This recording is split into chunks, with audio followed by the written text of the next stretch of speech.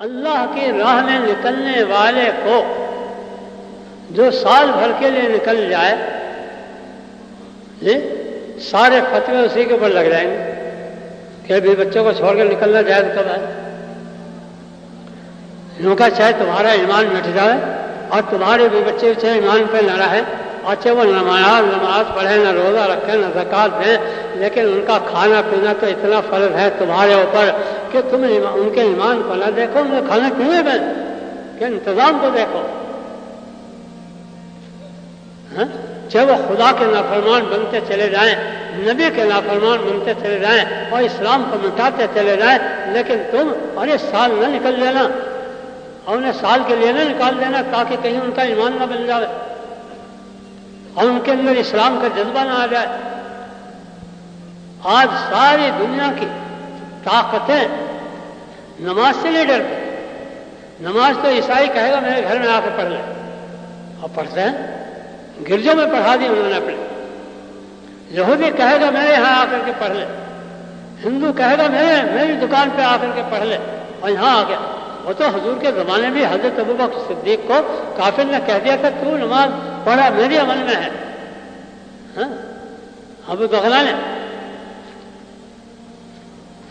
تمہاری نماز کا ہمیں کوئی ڈر نہیں. ساری دنیا کے کافر یہ کہہ رہے ہیں نہ ہم تمہاری نماز سے ڈریں، تم نماز پڑھو اور تم روزہ رکھو اور تم زکوٰۃ دو اور تم حج کرو، بلکہ حج کے لیے ہم تمہیں اپنے ہوائی جہاز دیں گے کرائے پہ، اور زکوٰۃ تقسیم کرو گے تو ہم تمہیں رہنمائی کریں گے کہ ہمارے محلے میں کچھ مسلمان غریب بسے ہوئے ہیں، اور روزہ رکھے گو تو ہم تمہارے اپنی دکان میں تمہیں کھانا دے دیں گے، سحری کھانے کو اور افطار کرنے کو. ہمیں تمہارے اعمال سے کوئی دشمنی نہیں. کسی کو بلکہ یوں تعریف کریں گے ارے یہ تو بڑے اچھے لوگ معلوم ہوتے ہیں، ہاں تعریف کریں گے، لیکن دعوت جو ہے بس اس سے ہے سارا ڈر کہ یہ ہمارے باطل کو حق سے بدل دیں گے. وہ یہ ڈر ہے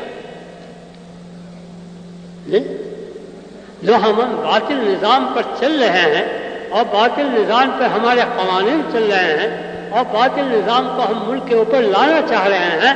یہ اس باطل نظام کو حق سے ٹکرا دیں گے، اور حق جب سے ٹکرائے گا ہمارا باطل نظام اسی طرح ٹوٹ جائے گا جیسے فرعون کا ٹوٹ گیا،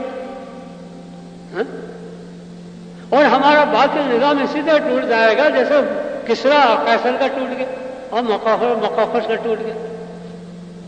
بس سارا ڈر دعوت کا ہے، دعوت سے ڈرتے ہیں اور کسی اسلام کے اعمال سے نہیں ڈرتے. وہ کہتے ہیں ارے یہ سہ نمازیں پڑھتے ہیں، روزہ رکھتے ہیں، زکاتیں دیتے ہیں، لیکن ہمارے پھندے سے نہیں نکل سکتے. اس کے ذریعے سے ہمارے قانون کو نہیں یہ رد کر سکتے اور قانون سے نہیں نکل سکتے، ہماری اسکیموں سے نہیں نکل سکتے. اللہ ان کے ساتھ نہیں ہوگا جو انہیں ہمارے جالوں سے نکال دے. اللہ کی معیت ان کے ساتھ نہیں ہوگی جو ہماری اسکیموں سے بچا دے. لیکن جب یہ داعی بنے ہیں، ارے دعوت تو اللہ دے رہا ہے اور یہ اللہ کی طرف دعوت دے رہے ہیں. اللہ یدعو الی دار السلام، دعوت اللہ دے رہا ہے، نماز نہیں پڑھ رہا، روزہ نہیں رکھ رہا، دعوت دے رہا ہے اور اس کو دعوت دینے والا بنا رہا ہے کہ تو اللہ کی طرف دعوت دو.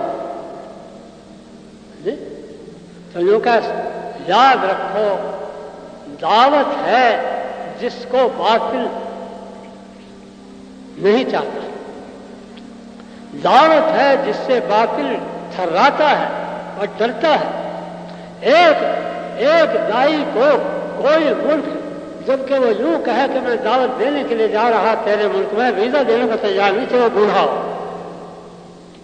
ایک بوڑھے سے بھی ڈرتا ہے سارا ملک اور ساری حکومت کہ یہ بوڑھا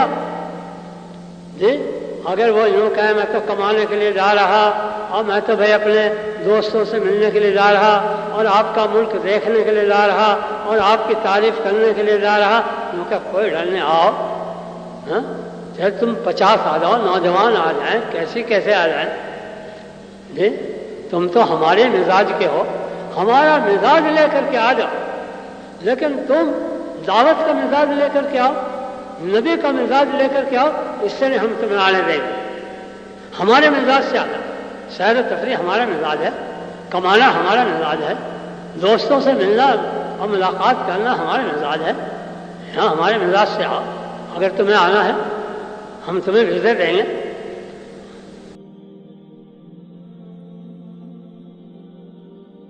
جو کچھ سنا اللہ پاک اس پر عمل کرنے والا اور ساری کی ساری انسانیت تک پہنچانے والا بنائے. دین کی بات پھیلانا صدقہ جاریہ ہے. مزید ہماری ویڈیوز کو دیکھنے کے لیے ہمارے چینل دعوت تبلیغ کو سبسکرائب کریں. جزاکم اللہ خیرہ.